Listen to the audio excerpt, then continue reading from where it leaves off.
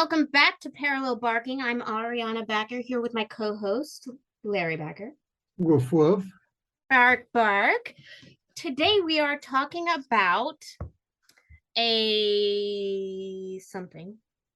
An aspect of the Russo-Ukrainian war. There you go. I always struggle with how to summarize it in a sentence or two.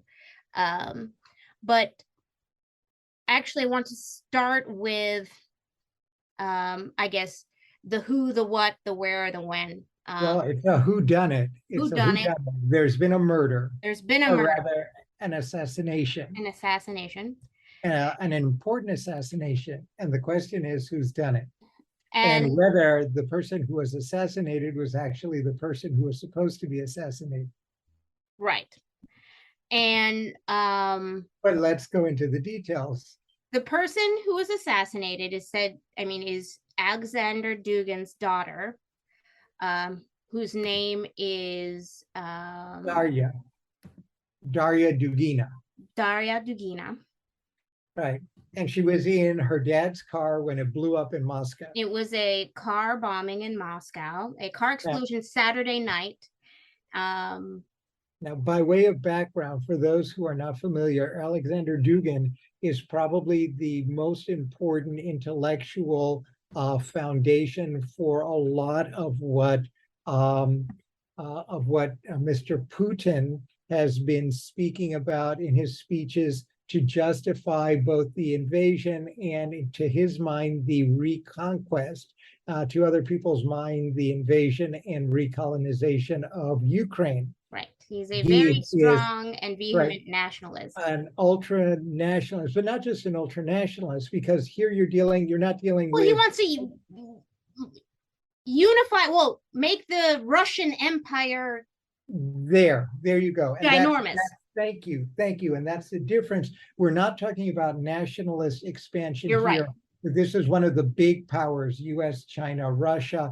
We're talking about imperial expansion to the borderlands of what should be the sphere of imperial dependencies beyond the heartland. Right, advocating the unification of Russian-speaking and other territories in that of Greater Russia, as he conceives it, grounded in, and it's the very 19th and 20th century, grounded in the identity of territory, of ethno-homogeneity as he's reconstructed it, of historical determinism and religious determinism, et cetera, et cetera.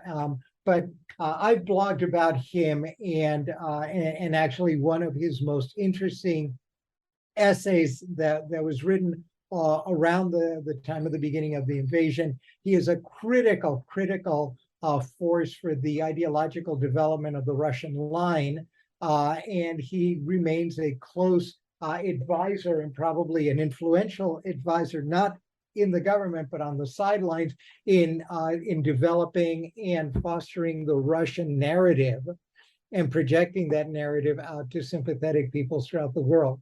So it was very interesting that there was a car bomb that was in his car, and there's a million stories, but the story that has been circulated by press organs, and of course one can trust press organs here as far as one can.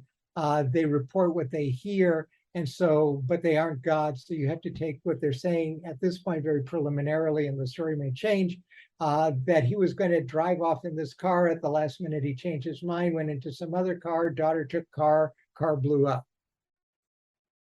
Yes, very, very concise. And at that point, we need Hercule Poirot,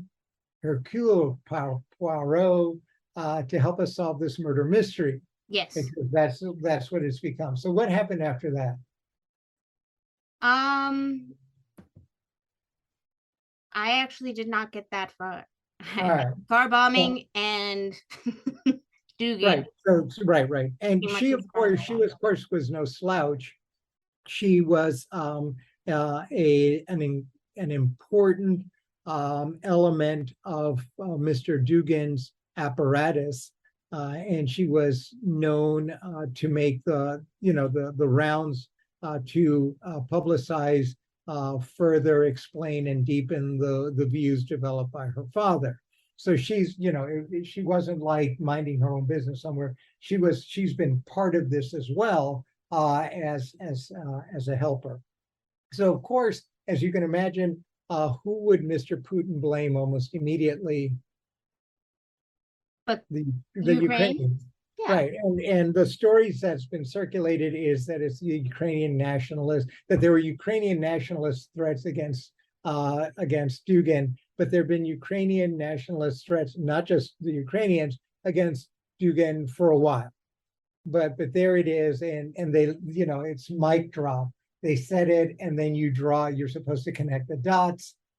At the same time, apparently there's another story circulating, and again, the press has been the investigative press has taken a backseat now and is just reporting rather than managing news at this point, which is interesting and suggests to me that they really either don't quite know what's going on, so they're letting the flow go, or they haven't been instructed on what position to take. Or by their senior managers, their owners, or in conversations with whoever it is they have conversations with in order to decide editorial and print processes. But there's another story circulating about a mysterious new Russian opposition party that appears to have taken credit for this. Now, we have no idea what that means. There may be an actual Russian cell that is angry enough to stage an incredibly elaborate, this guy and his family are really well protected in Russia, an incredibly elaborate and precise execution. So, who knows if that's true? Who knows whether they're a front from someone else?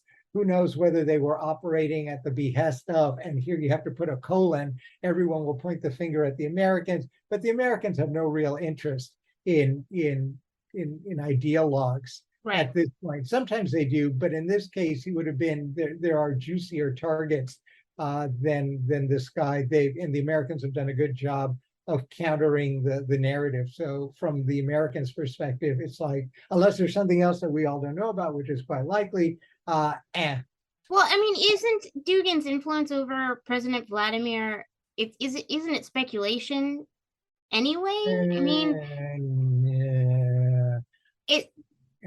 he has no official ties to the Kremlin. So at least the United States wouldn't officially step out and No. And there's no point. Again, there's just no point. He isn't part of the apparatus. He is incredibly influential within his circle. Right. But yeah, but again, this is a valuable. On the other hand, of course, we know that in an era of third and fourth and fifth and sixth generation warfare, cutting the head off of the brilliant spinner of a narrative that propels one of the principal combatants is actually a potentially high value target. So there might have been value in it, but not to the Americans.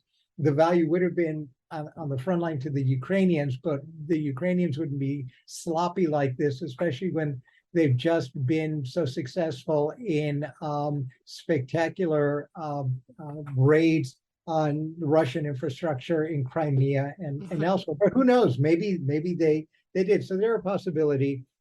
There may actually be a Russian counterforce. Who knows?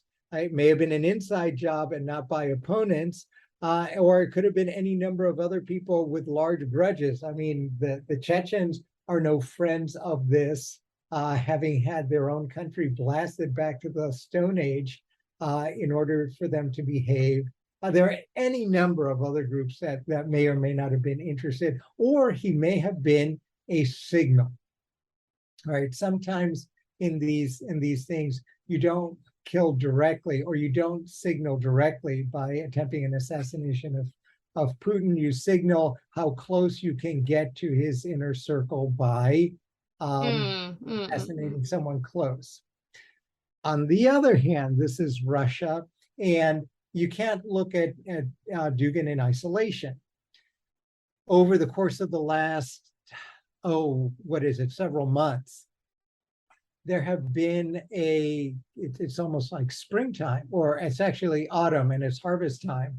There has been yeah, more than one set of accidents, demises, killings of all kinds of prominent Russians, Russian billionaires in opposition, children, wives, etc., of Russians, that are going on as well. So it is clear, though, and this is sort of the point that I wanted to make.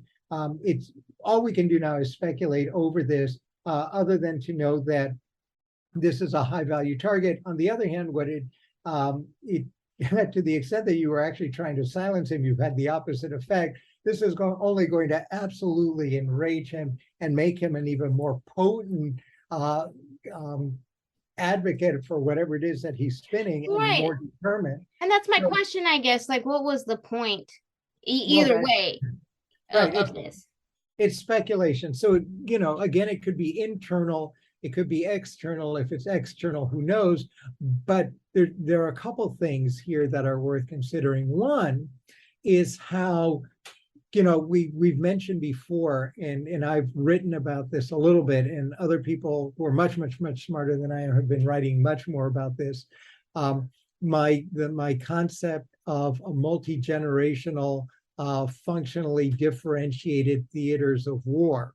Mm-hmm. And so when you think of the Russo-Ukrainian war, you can't think of it only as people shooting at each other on the ground in Ukraine. There are all kinds of other theaters of war: Taiwan, Nicaragua, and Venezuela, where the Russians have been invited in to do all kinds of things, the cyber attacks and cyber hacking. But one of the most interesting things, and here the Americans actually were kind of pioneers in their Middle East efforts, and that is the art and utility of assassination. The Russians have been no slouches either. The Russians have been kind of brutal about this. The walking sticks with plutonium or whatever. So the Russians have been killing people in a thuggish kind of way for years in Europe. Yeah, this is old school style. Right, but the Americans have been incorporating it through legal mechanisms, and certainly most spectacularly from the time of the Obama administration, as a means of reducing the number of casualties in very surgically targeted efforts to against combatants without collateral damage. So part of what this may be signaling, and again, we've seen this in other contexts where the press was less interested because the person was less famous, although maybe equally important in the multi-level war theaters.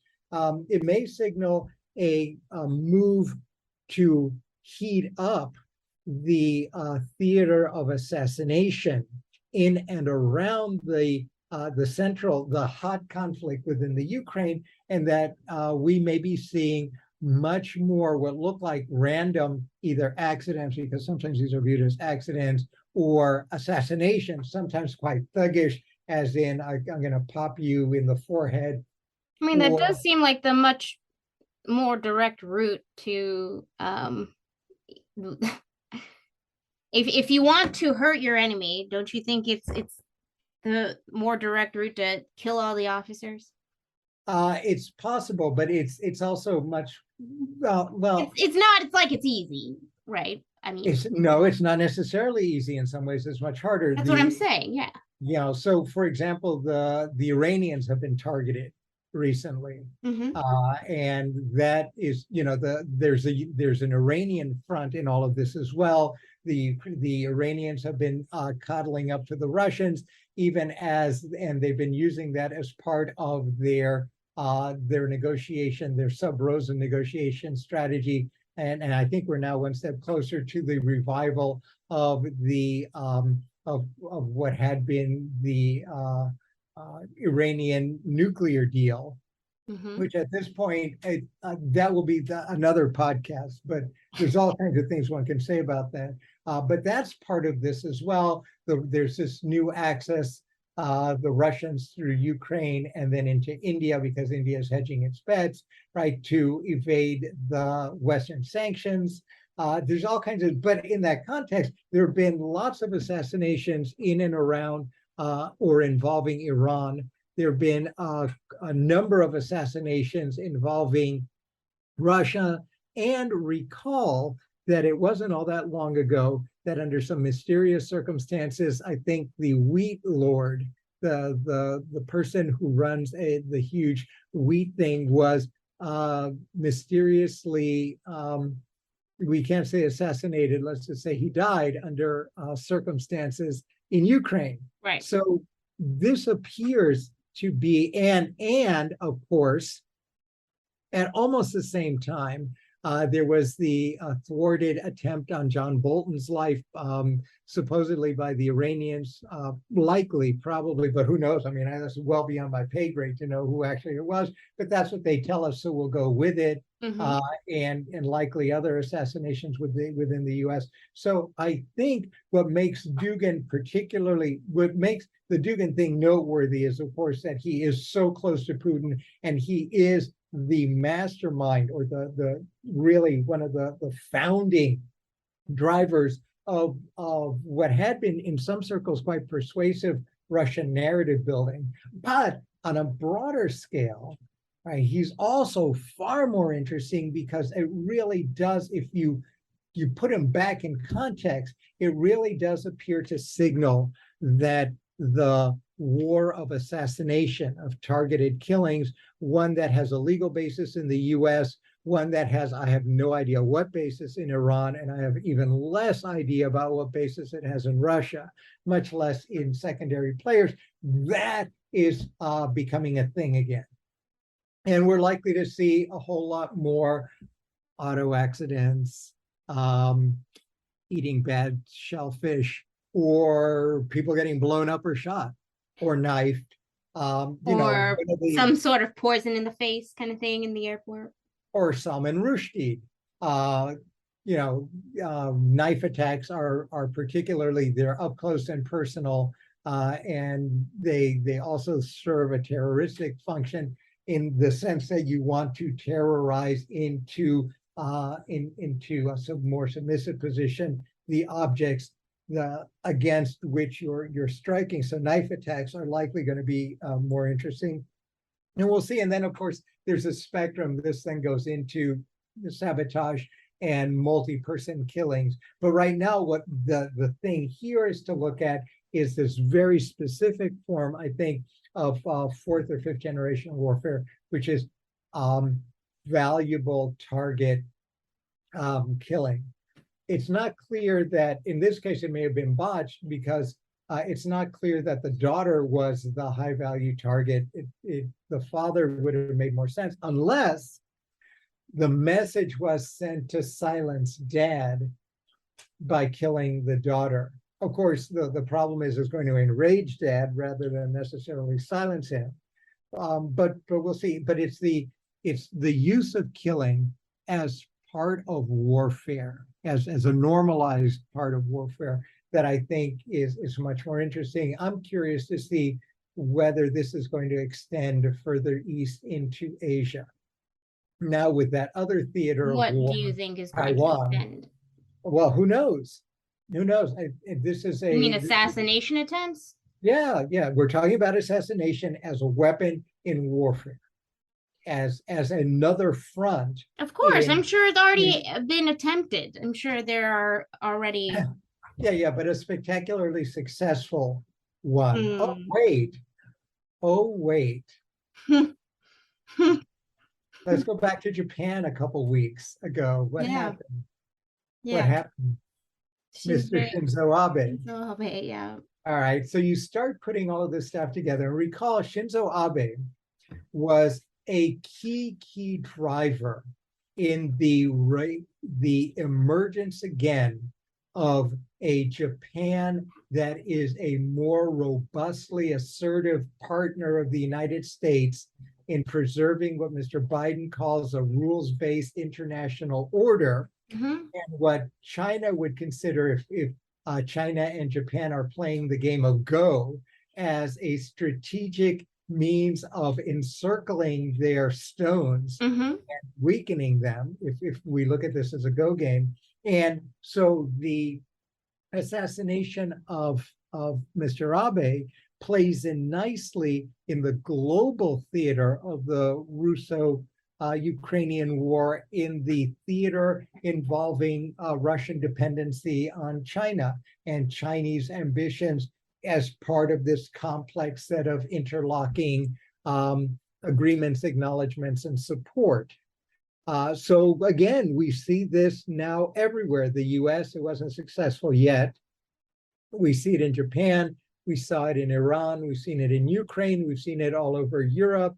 And now we see it in the heart of Russia, which for the Russians ought to suggest, oh, you think that you're the only one who can go into central London and off someone you don't like, the way Stalin did Trotsky in Mexico City in 1940. You think you can go anywhere on earth and assassinate whoever you want, and your heartland is safe. Haha, welcome to the club. Yeah, we wrote the book. Yeah, no one is safe. No, actually, they wrote the book. But that's what I'm saying. They wrote the book. But now they're also going to be, they're no longer safe. They're no longer safe in their own house, because you can reach into the Russian heartland as easily as you can reach into the Japanese heartland, as easy as you can reach, well, except the two places that you haven't been successful in reaching is into, except with Salman Rushdie, and that may have been a one-off, that may have been quite different and a kind of side event. But the two places where you haven't yet been able to reach successfully with targeted, high-level, very newsworthy assassinations have been the United States and China. That also suggests, again, the fall of Russia. Russia, it believes that they're building themselves an empire, and they may well be trying to build themselves a 19th century empire. But the rulers of the 21st century empires, right, on whom the Russians are dependent, remain now still relatively free of these effects. Russian territory is now open for war in ways that the heartland of the controlling empires, the Americans and the Chinese, are not. Yeah. I mean, just because you think they're open, just because they don't have, I mean, why would you suggest they're not? Oh, they're open because now you can reach into Moscow and assassinate someone. That's I mean, but you could do that in any country, so what's the difference? You haven't been able to do that in the US and China yet. I see. So you haven't been able. In their soil, but you could with their persons. Right. There's no safe base. Right. And it used to be the Russians might have thought, well, you know, we can do whatever we want in England, but no one's going to be able to touch anyone here in our homeland because we've got our security services, our police, our intelligence services, and the threat, because they all know we're thugs, the threat of future thuggishness, and no one is going to dare attack anyone in our home space. And the answer that this killing suggests is, no, you're maybe wrong. not. Maybe not. You're no better than Iran. You're a second-tier power. You're no better than Iran, a regional power at best with 19th century delusions. And that ultimately we think that this will be the unspoken narrative. You'll never see this in the press organs, but that's the message. But we still don't know who actually is responsible for the bombing. No, and frankly, you never will. What we will know is what the consensus story that will be developed is going to be, with the press dutifully reporting it and all of the supporting evidence that will take a day or so probably a day or so to create in a convincing way. And then the flagship newspapers, who tend to be the mouthpieces for this, in key countries, all of which will remain nameless for this podcast, will dutifully run a series of stories about this, and depending on where they want it, either in the front page or in the international section, depending on how they want to treat this. And then the story will be snipped up, decontextualized, and everyone will be satisfied. The masses will be placated. It'll fall part of whatever controlled narrative they want, and then we move on to the next set of targeted killings. I mean, do you think that whoever will try to actually kill Dugin, because this was a failed attempt? Maybe, maybe not. His security is going to be much better. And again, you have to go back to the question we do not have, because all we have is whatever everyone else in the world has on the internet, right? We do not have enough information to know, again, to answer the $64 million question, why choose him out of everyone in Russia? I might have aimed differently, but we don't know what the people who are doing this know. Because he's Putin's Rasputin. Well, that's a nice surmise. We don't know, and we can't get into the heads of the people who are behind this. And as you know, sometimes, and here's really the problem with a lot of this stuff. We assume that the people who do things are clear-headed, rational, and have far more information that they can rationally and logically apply in a very methodical way as a function of their objectives, both short-term and long-term. That assumption may be wrong. They may be completely Looney Tunes, out of control. This may have been a hit that was unauthorized. This may have been a miscommunication. Who knows? Meant for someone completely different. I mean, you just don't know, and we never will. So the only thing we're going to get is whatever official story is concocted, and in this case, there'll probably be at least 2 official stories concocted. One from the Russian side, and then it will be echoed in the Chinese papers, the Iranian papers, and probably in some of the Indian papers, and then the liberal democratic version, which will be echoed from out of Ukraine to EU organs, German and French, probably English papers, and then the key US papers and the Japanese papers, and you're done. Yeah. Now, but very interesting. I think it will be important for those of you who are interested in this to be sensitive to reports of murders of high-profile people, because I suspect that again, that front in this war is now heating up. You know, I have no idea about the daughter. We have like a couple of minutes and maybe we can end on this. So let's assume that all of this is true, and that we have 4th generation warfare, and that a key element of this is, rather than having armies go off and kill each other and then ruin communities, that we've made war much more efficient by targeting high-value targets and taking them out, the way we did with the ISIS people and the Al-Qaeda people and the Americans. Assuming that is true, and sometimes we guess right the value, and sometimes that's not. In this case, it was a daughter of this man who was involved, but not a key critical player. What do you think of the tactic? I think it's smart. Yeah, it was incredibly controversial when the Obama administration started doing this. I think it was in Yemen or Syria. I forget where they started doing this. Incredibly controversial in liberal democratic states, especially when they took out, I think, a US resident or citizen who was actively helping the other side. Well, when you screw up like that, then it's a problem. If you can't do it right, then you shouldn't be doing it. All right. You know, and so there really is a question, if you're in the business of assassination, and this is now a recognized tactic of war, how is it that you choose? How transparent should the choice be?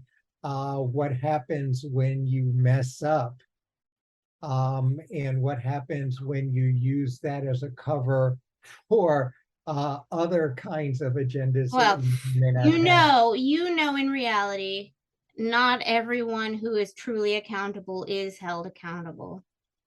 Okay, but that again becomes, if in fact we are now in It an would be era. lovely if that were the case. So in my perfect world, if a mistake like that happened and a civilian was killed, then somebody would be held accountable. Or a low value target, or someone made a boo-boo Yep. and they wanted to kill X and they killed Y. Yep. But all of these are questions that for which there are no answers, but they really perhaps are questions that ought to be asked as we move forward. It's clear that whatever the answers to these questions are, this tactic is here to stay. Yes. Oh, That's absolutely. very clear. And what isn't clear, though, is everything else, right? How We've seen transparent. enough, right? Well, we've seen enough spy movies to know that there are assassinations and killings all the time. Even the fantasy one like John Wick. But So that cool. goes to a deeper issue. Do you distinguish that kind of stuff, covert ops, from assassinations as part of fourth or fifth generation warfare? What are the performative elements of this that ought to be different from covert? You treat it, is you get a pass for killing because the way that soldiers get a pass for killing when you're involved in warfare, right? How do you It's most manage? likely going to be a mix of some of that. Yeah, Right. I And can for the see. moment, there is nothing. And that is something that is likely to generate some discussion in the future. And that's all I got. Yeah, it will be interesting, and there will be many different opinions.